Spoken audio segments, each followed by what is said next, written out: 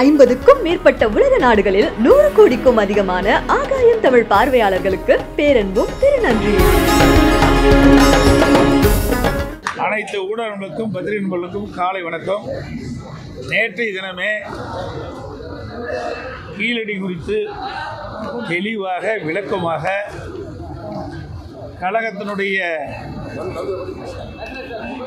ஒலிபரப்பு துணை செயலாளர் அவர்கள், முன்னாள் அமைச்சர் திரு பாண்டியராஜன் அவர்கள் விளக்கமாக கீழடி அகழ்வாய்வு குறித்து தெளிவான பதிலை கொடுத்துருக்கோம். மீண்டும் என்ன பதில் நான் கொடுக்கணும்?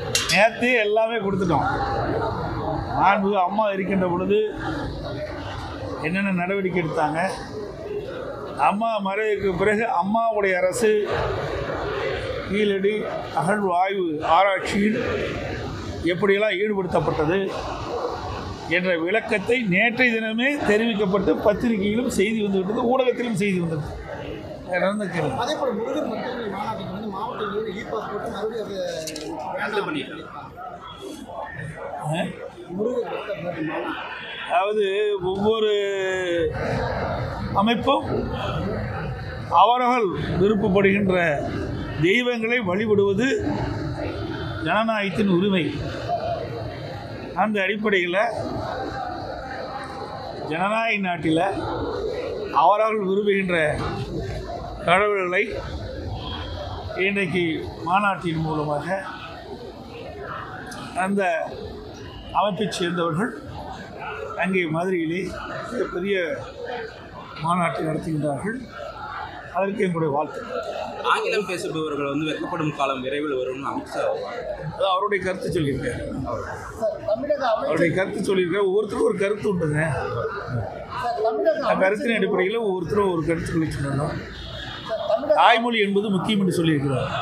அனைவருக்கும் தாய்மொழி என்பது மிக மிக முக்கியம். அந்த தாய்மொழிக்கு கொடுக்கின்ற முக்கியத்துவத்தை விட ஆங்கிலத்துக்கு அதிகமாக முக்கியத்துவம் கொடுக்கின்ற என்ற பொருள்பட தான் அவர் சொல்லியிருக்காரு.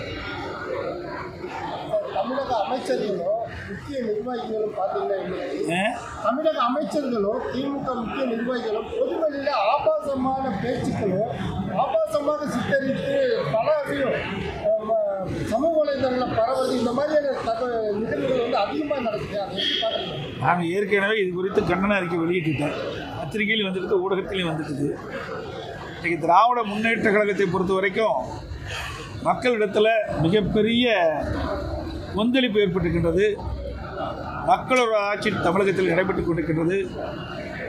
அதையெல்லாம் மறைப்பதற்காக, மடைமாற்றம் செய்வதற்காக இப்படி கேலி சித்திரங்களை வெளியிடுவது, அவதூறு செய்திகளை வெளியிடுவது வாடிக்கையாக கொண்டே இருக்கின்றார்கள்.